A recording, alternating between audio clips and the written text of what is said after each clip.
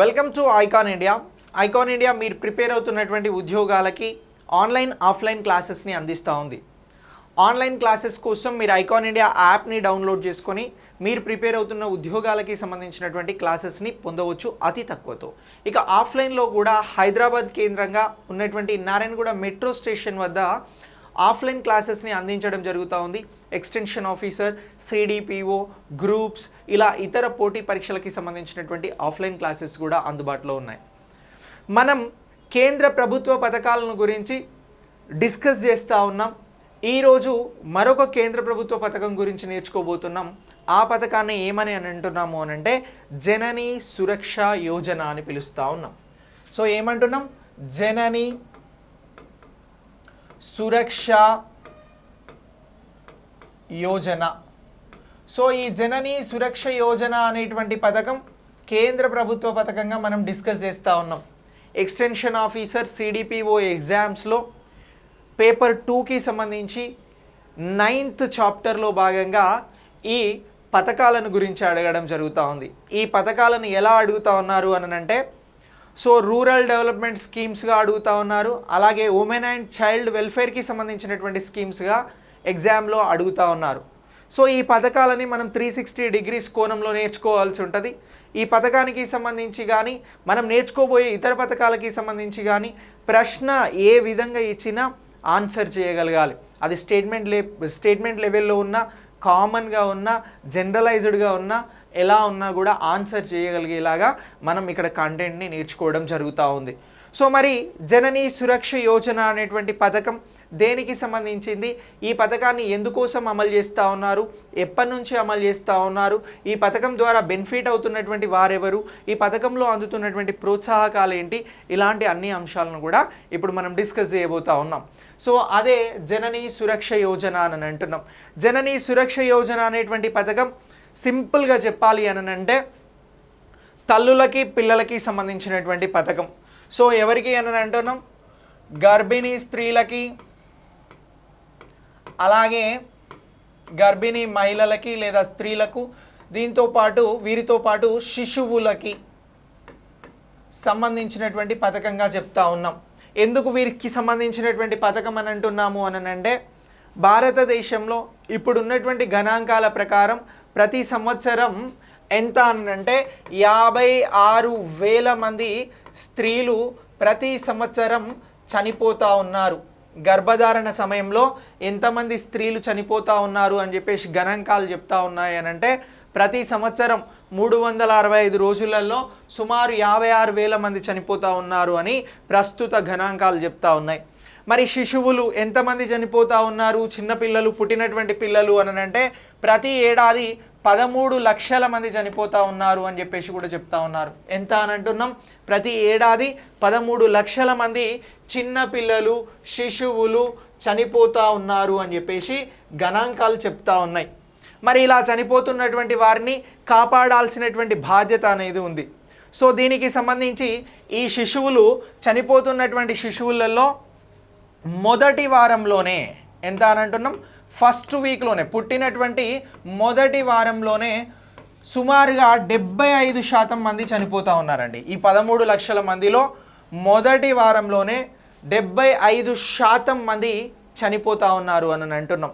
అంటే ఈ MMR, so maternity mortality rate, అలాగే ఇన్ఫాంట్ మోర్టాలిటీ రేట్ అనేది చాలా ఎక్కువగా ఉంది భారతదేశంలో అని చెప్పేసి గుర్తించారు. సో దీన్ని తగ్గించేందుకోసం అని చెప్పేసి చర్యలు తీసుకోవడం ప్రారంభించారు. మరి ఈ చర్యలు తీసుకోవడం ఎప్పుడు ప్రారంభమైంది? అలాగే జనని సురక్ష యోజన అనేది గర్భిణీ స్త్రీలకి, శిశువులకి సంబంధించినటువంటి ప్రత్యేక పథకంగా చెప్తా ఉన్నాం. సో మరి వీరికి ప్రాధాన్యతని ఇస్తూ ఈ పథకం ఎప్పుడు స్టార్ట్ అయింది అని అంటే ఒకసారి ఈ జనని సురక్ష యోజన పథకం కంటే ముందున్నటువంటి అంశాలను తెలుసుకోవాల్సి ఉంటుంది. మరి జనని సురక్ష యోజన ఎప్పుడు ప్రారంభమైంది అని అంటే 12 ఏప్రిల్ 2005లో ప్రారంభమైందండి. ఎప్పుడు ప్రారంభమైంది అని అంటున్నాం? 12వ తేదీ ఏప్రిల్ 2005న ప్రారంభించడం జరిగింది.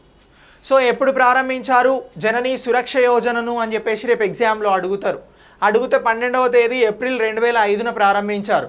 ఎవరు ప్రారంభించారు అని చెప్పేసి కూడా అడుగుతారు. అప్పుడు ఉన్నటువంటి ప్రైమ్ మినిస్టర్ మన్మోహన్ సింగ్ గారు ప్రారంభించడం జరిగింది. ఎవరు ప్రారంభించారు అని అంటున్నాం? మన్మోహన్ సింగ్ గారు ప్రారంభించడం జరిగింది. 2005లో భారత ప్రధానిగా ఉన్నటువంటి ప్రైమ్ మినిస్టర్ మన్మోహన్ సింగ్ గారు ఈ జననీ సురక్ష యోజన అనేటువంటి స్కీమ్ని ప్రారంభించడం జరిగింది. ఏ ప్రోగ్రాంలో భాగంగా, ఏ మిషన్లో భాగంగా జననీ సురక్ష యోజనను ప్రారంభించారు అని చెప్పేసి కూడా అడుగుతారు. అప్పుడు అడిగితే మనం ఏం చెప్పాలి అని అంటే నేషనల్ హెల్త్ మిషన్లో భాగంగా ఈ జననీ సురక్ష యోజనను ప్రారంభించడం జరిగింది. జననీ సురక్ష యోజన అనేటువంటి పథకం నేషనల్ హెల్త్ మిషన్లో భాగంగా భారతదేశంలో ప్రారంభించారు అని చెప్పేసి చెప్పాలి. జననీ సురక్ష యోజన ఎప్పుడు ప్రారంభించారు అని అంటే 12 ఏప్రిల్ 2005న ప్రారంభించారు. సో ఏ మిషన్లో భాగంగా ప్రారంభించారు అని అంటే నేషనల్ హెల్త్ మిషన్లో భాగంగా ప్రారంభించడం జరిగింది అని అంటున్నాం. సో ఇలా ఈ స్కీమ్ అనేది ప్రారంభమైంది. ఈ స్కీమ్ ద్వారా ఎంఎంఆర్ని, ఐఎంఆర్ని తగ్గించాలి అని చెప్పేసి మరణాలను, శిశు మరణాలను కానీ గర్భధారణ సమయంలో స్త్రీలకి వస్తున్నటువంటి సమస్యల ద్వారా చనిపోతున్నటువంటి మరణాలని కానీ నిలువరించేందుకోసం అని చెప్పేసి ఈ స్కీమ్ని లాంచ్ చేశారు అని చెప్పేసి అంటా ఉన్నాం. సార్ మరి ఇక్కడ స్టార్ట్ అయినటువంటి 2005లో నేషనల్ హెల్త్ మిషన్లో ప్రారంభమైనటువంటి స్కీమే మొదటిదా, అంతకంటే ముందు దీనికి ఏమైనా నేపథ్యం ఉందా అని అంటే దీనికి అంతకంటే ముందు కూడా నేపథ్యం ఉంది అని చెప్పేసి మనం గుర్తుంచుకోవాల్సి ఉంటుంది. మరి ఏ నేపథ్యం ఉంది సార్ అని అంటే నేషనల్ సోషల్ అసిస్టెన్స్ ప్రోగ్రామ్ అనేది ఒకటి స్టార్ట్ కావడం జరిగింది. సో ఇక్కడి వరకు అర్థమైంది కదా. ఇప్పుడు మనం ఏమంటున్నాము అని అంటే నేషనల్ సోషల్ అసిస్టెన్స్ ప్రోగ్రామ్ అనేది ఒకటి ప్రారంభించడం జరిగింది. సో ఈ నేషనల్ జాతీయ సామాజిక సహాయానికి సంబంధించినటువంటి కార్యక్రమం, దాన్ని నేషనల్ సోషల్ అసిస్టెన్స్ ప్రోగ్రామ్ అని చెప్పేసి మాట్లాడుతూ ఉన్నాం. ఈ ప్రోగ్రామ్ ఎప్పుడు స్టార్ట్ అయింది అని అంటే 1995లో ప్రారంభించడం జరిగింది అనండి. సో ఇప్పుడు నేను 2005 నుంచి మిమ్మల్ని 1995 తీసుకొచ్చిన. ఎందుకు తీసుకొచ్చినానంటే జననీ సురక్ష యోజన అనేటువంటి పథకానికి మూలాలు అనేవి ఈ 1995 నుంచి ప్రారంభం కావడం జరిగింది. సో అందుకోసం అని చెప్పేసి మనం నేషనల్ సోషల్ అసిస్టెన్స్ ప్రోగ్రామ్ గురించి మాట్లాడుతూ ఉన్నాం. మరి సామాజిక కార్యక్రమాలకి సంబంధించి ఈ ప్రోగ్రాంలో భాగంగా ఏం ప్రోగ్రామ్ని స్టార్ట్ చేసినారు అని అంటే నేషనల్ మెటర్నిటీ బెనిఫిట్ స్కీమ్ని ప్రారంభించడం జరిగింది. సో దీనిలో భాగంగా ప్రారంభించినటువంటి కార్యక్రమం ఏంటి అని అంటే నేషనల్ మెటర్నిటీ బెనిఫిట్ స్కీమ్ అని చెప్పేసి మాట్లాడుతూ ఉన్నాం. ఏ ప్రోగ్రామ్ని ప్రారంభించారు? నేషనల్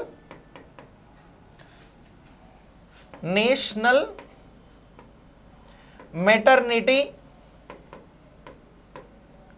బెనిఫిట్ స్కీమ్ అని చెప్పేసి అంటా ఉన్నాం. సో ఈ స్కీమ్ అనేది నేషనల్ సోషల్ అసిస్టెన్స్ ప్రోగ్రాంలో భాగంగా ప్రారంభించడం జరిగింది. ఎప్పుడు అని అంటున్నాం? 1995లో.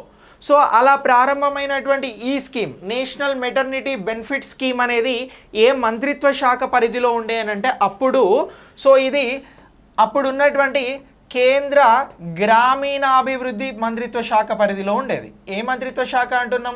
కేంద్ర గ్రామీణాభివృద్ధి మంత్రిత్వ శాఖ పరిధిలో ఉండేది. సో మరి ఇలా కేంద్ర గ్రామీణాభివృద్ధి మంత్రిత్వ శాఖ పరిధిలో ఉన్నటువంటి ఈ నేషనల్ మెటర్నిటీ బెనిఫిట్ స్కీమ్ని 2001లో ఏ మంత్రిత్వ శాఖకి బదిలీ చేయడం జరిగింది అని అంటే కేంద్ర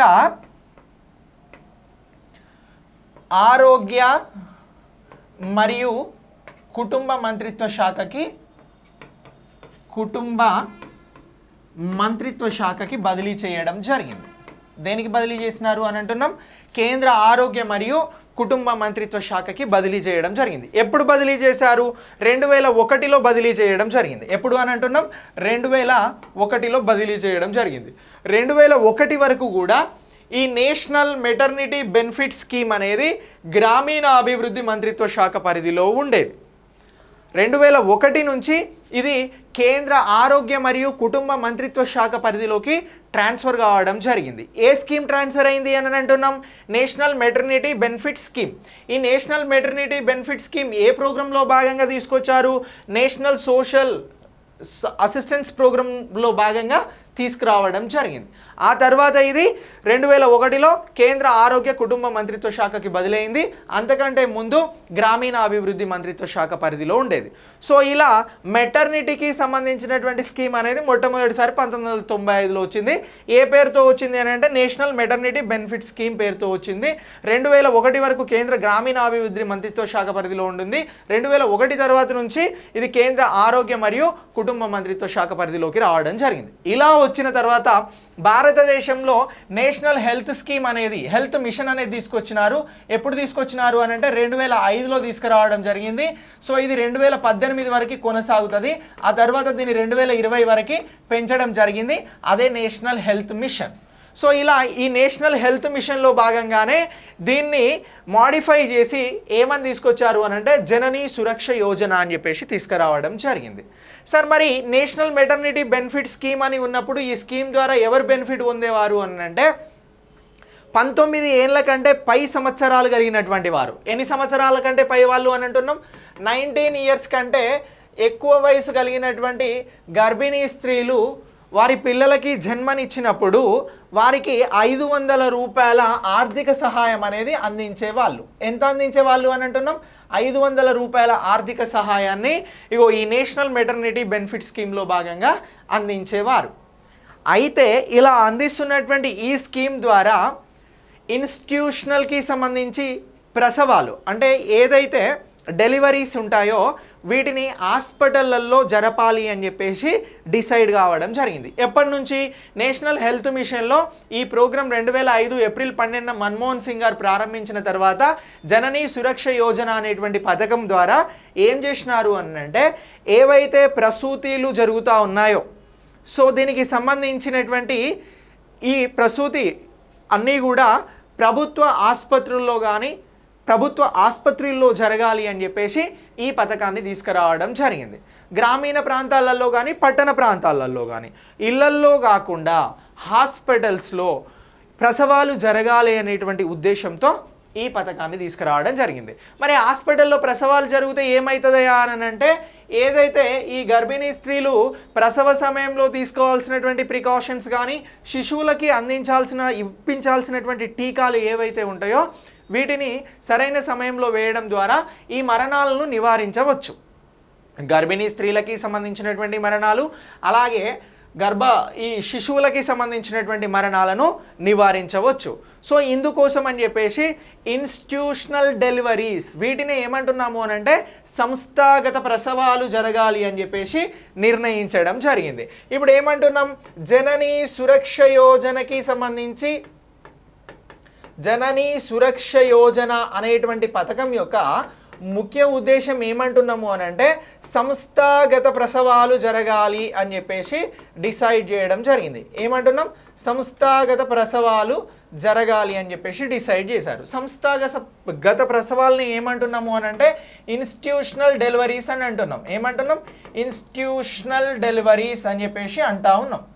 సో ఇన్స్టిట్యూషనల్ డెలివరీస్కి సంబంధించి వీటికి ప్రాధాన్యతను ఇచ్చేందుకోసమే జననీ సురక్ష యోజన అనేటువంటి కార్యక్రమాన్ని భారతదేశంలో అగ్రెసివ్గా హ్యాండిల్ చేయడం జరిగింది.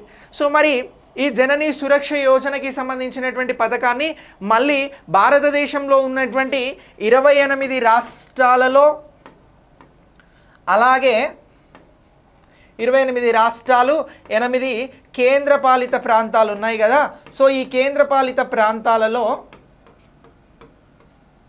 ఏం చేసిర్రు అని అంటే వీటిని 2 రకాలుగా గుర్తించడం జరిగింది. దేనిని? జననీ సురక్ష యోజనకి సంబంధించినటువంటి సంస్థాగత డెలివరీస్ని 2 రకాలుగా గుర్తించిర్రు. అవి ఏంటి అని అంటే ఇప్పుడు ఈ స్టేట్స్ని కేంద్రపాలిత ప్రాంతాలను కలిపి ఒకటేమో ఎల్పిఎస్ అని అంటే ఏంటి?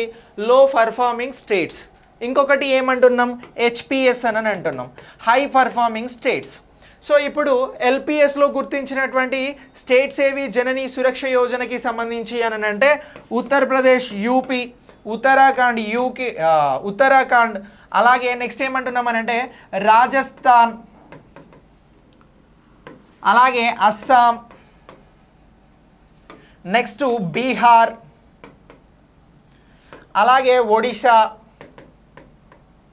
ఛత్తీస్గఢ్. సో ఇలా ఈ రాష్ట్రాలన్నీ కూడా లో పర్ఫార్మింగ్ స్టేట్స్గా ఉన్నాయి. దేనికి సంబంధించి? ఇన్స్టిట్యూషనల్ డెలివరీస్కి సంబంధించి, సంస్థాగత ప్రసవాలకి సంబంధించి లో పర్ఫార్మింగ్ స్టేట్స్ని గుర్తించండి జననీ సురక్ష యోజనలో భాగంగానంటే ఉత్తరప్రదేశ్, ఉత్తరాఖండ్, రాజస్థాన్, అస్సాం, బీహార్, ఒడిషా, ఛత్తీస్గఢ్ ఈ రాష్ట్రాలన్నీ కూడా లో పర్ఫార్మింగ్ స్టేట్స్గా ఉన్నాయి. లో పర్ఫార్మింగ్ స్టేట్స్ అంటే ఏమంటున్నాము అని అంటే ఇక్కడ ప్రసవాలు అనేవి సంస్థాగతంగా జరగడం లేదు, ఇళ్లల్లోనే జరుగుతూ ఉన్నాయి. అందుకే వీటిని ఏమన్నారు అని అంటే లో పర్ఫార్మింగ్ స్టేట్స్ అని అన్నారు. ఇక మిగతా రాష్ట్రాలు, కేంద్రపాలిత ప్రాంతాలు ఏవైతే ఉన్నాయో అవన్నీ కూడా హై పర్ఫార్మింగ్స్కి సంబంధించినటువంటి స్టేట్స్గా గుర్తిస్తూ ఉన్నారు. కేంద్రపాలిత ప్రాంతానికి సంబంధించి జమ్మూ కాశ్మీర్లో కూడా ఈ ఇన్స్టిట్యూషనల్ డెలివరీస్, సంస్థాగత డెలివరీస్ అనేవి చాలా తక్కువగా ఉన్నాయి.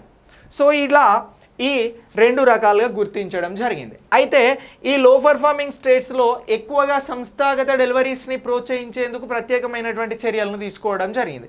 ఎలాంటి చర్యలను తీసుకున్నారు అని అంటే ఈ జననీ సురక్ష యోజనలో అత్యంత కీలకంగా పనిచేసేది ఎవరు అని అంటే ఆశా వర్కర్స్ అండి. ఎవరని అంటున్నాం? ఆశా వర్కర్స్ అనేవారు అత్యంత కీలకంగా పనిచేస్తూ ఉన్నారు. సో ఇటు ప్రభుత్వానికి సంబంధించి అలాగే అటు ఎవరైతే గర్భిణీ స్త్రీలు ఉన్నారో వారికి సంబంధించినటువంటి రికార్డ్స్ని మెయింటైన్ చేసే విషయంలో, వారిని గుర్తించే విషయంలో, వాళ్ళకి పౌష్టికాహారాన్ని అందించే విషయంలో పలు సూచనలు చేస్తున్నది ఎవరు అని అంటే ఆశా వర్కర్స్. సో వీరికి కూడా ప్రత్యేకమైనటువంటి ప్రోత్సాహకాలను ఈ పథకంలో భాగంగా అందించడం జరుగుతూ ఉంది. ఇప్పుడు లో పర్ఫార్మింగ్ స్టేట్స్లో ఇన్స్టిట్యూషనల్ డెలివరీస్ అంటే హాస్పిటల్స్కి వచ్చి డెలివరీ అయ్యేటువంటి వారికి ప్రత్యేకమైనటువంటి ఆర్థిక సహాయాన్ని జననీ సురక్ష యోజనలో అందిస్తూ ఉన్నారు. మరి జననీ సురక్ష యోజనలో హాస్పిటల్స్కి వచ్చి డెలివరీ అవుతున్నటువంటి స్త్రీలకి ఎంత మొత్తం ఇస్తూ ఉన్నారు గ్రామీణ ప్రాంతాలలో అని అంటే ఇగో గ్రామీణ ప్రాంతాలలో స్త్రీలకి లో పర్ఫార్మింగ్ స్టేట్స్లో మనం ఇప్పటివరకు మాట్లాడినటువంటి ఉత్తరప్రదేశ్ కావచ్చు, ఉత్తరాఖండ్ కావచ్చు, రాజస్థాన్ కావచ్చు, ఛత్తీస్గఢ్ కావచ్చు, మధ్యప్రదేశ్ కావచ్చు, అలా ఈ స్టేట్స్ ఏవైతే ఉన్నాయో ఇక్కడ హాస్పిటల్స్కి వచ్చి డెలివరీ అవుతున్నటువంటి వారు ఎవరైతే ఉన్నారో ఇగో వీరికి సంబంధించి 1400 రూపాయలను అందజేయడం జరుగుతూ ఉంది. లో పర్ఫార్మింగ్ స్టేట్స్లో ఎంత అందజేస్తున్నారు? 1400 రూపాయలను గర్భిణీ స్త్రీలు ప్రసవం అయిన తర్వాత అందజేయడం జరుగుతూ ఉంది. మరి వీరి కోసం పాటుపడినటువంటి ఆశా వర్కర్స్ ఎవరైతే ఉన్నారో వీరికి 600 రూపాయలను అందించడం జరుగుతూ ఉందండి. ఎంత అందిస్తున్నారు అని అంటున్నాం? 600 రూపాయలను అందిస్తూ ఉన్నారు. ఇక నెక్స్ట్ ఈ హై పర్ఫార్మింగ్ స్టేట్స్ అని కూడా మనం మాట్లాడినాం కదా. ఈ హై పర్ఫార్మింగ్ స్టేట్స్లో ఎవరైతే హాస్పిటల్స్కి వచ్చి ప్రసవం అవుతున్నటువంటి స్త్రీలు ఉన్నారో వారికి సంబంధించి ఇక్కడ 700 రూపాయలను ఇవ్వడం జరుగుతూ ఉంది, ఇక్కడ 600 రూపాయలను ఇవ్వడం జరుగుతుంది. ఇది గ్రామీణ ప్రాంతాలలో అని అంటున్నాం. మరి ఇదే పట్టణ ప్రాంతాలలో ఎలా అందజేస్తున్నారు ఇది కూడా ఒకసారి తెలుసుకుందాం. సో ఈ పట్టణ ప్రాంతాలకి సంబంధించి మళ్ళీ ఇక్కడ ఏమంటున్నాము అని అంటే హాస్పిటల్స్కి వచ్చేటువంటి వారికి గర్భిణీ స్త్రీలకి సంబంధించి ప్రసవ సమయంలో అందజేస్తున్నారు. అంటే ఇక్కడ తల్లులకి, ఇక్కడ ఆశా వర్కర్లకి అందజేస్తూ ఉన్నారు. ఇక్కడ ఏమంటున్నాం? రెండు రకాలుగా లో పర్ఫార్మింగ్ స్టేట్స్ అంటున్నాం, హై పర్ఫార్మింగ్ స్టేట్స్ అని అంటున్నాం. సో ఇది పట్టణ ప్రాంతాలలో. సో పట్టణ ప్రాంతాలలో లో పర్ఫార్మింగ్ స్టేట్స్లో తల్లులకి ఎంత ఇస్తున్నారు? ఇన్స్టిట్యూషనల్కి వచ్చి డెలివరీ అయినటువంటి వారికి అని అంటే 1000 రూపాయలను ఇవ్వడం జరుగుతూ ఉంది. ఇక్కడ ఆశా వర్కర్లకు ఎంత ఇస్తున్నారు అని అంటే 400 రూపాయలను ఇవ్వడం జరుగుతూ ఉంది. క్లియరా? ఇది పట్టణ ప్రాంతాలలో.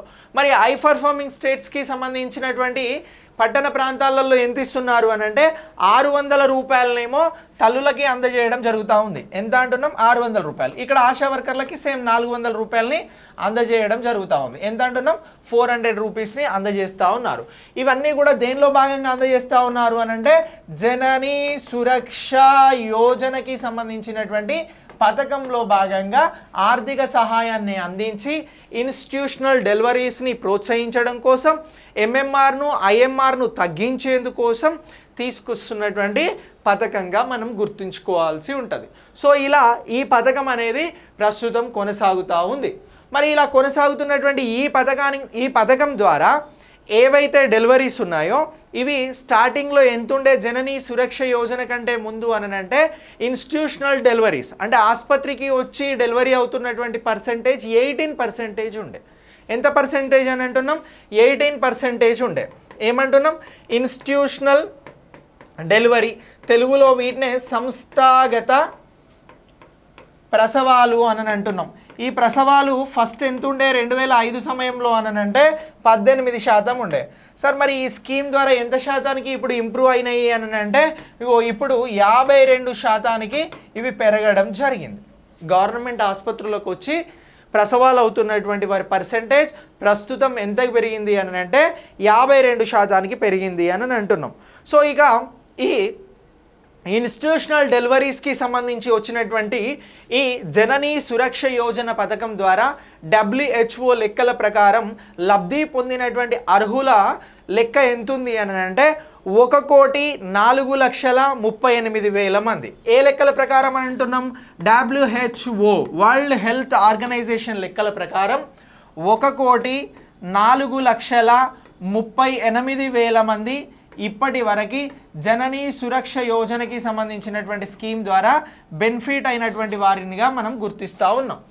సో ఇలా ఈ తాజా గణాంకాలు అనేవి గుర్తుంచుకోవాలి.